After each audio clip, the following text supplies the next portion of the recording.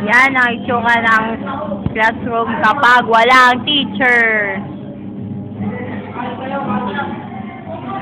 Alam mo, may nahulog kanina, may nakulap.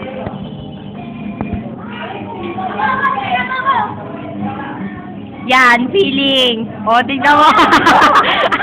Nakuha namin yan, Kevin. O, na mo, feeling niya, di ba?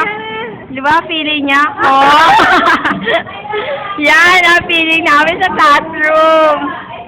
Kahit maliit. Terrible.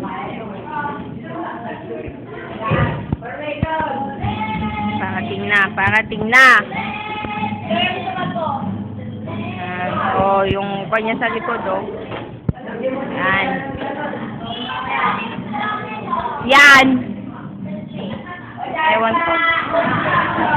Kinuha siya upo, di ba? Kuha namin yung Bea!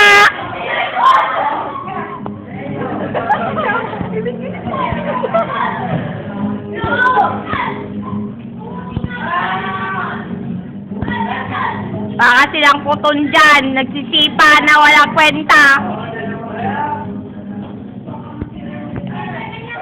Yun na. Saan sipa? Yan yung sipa. Ginawa ni Sir Will.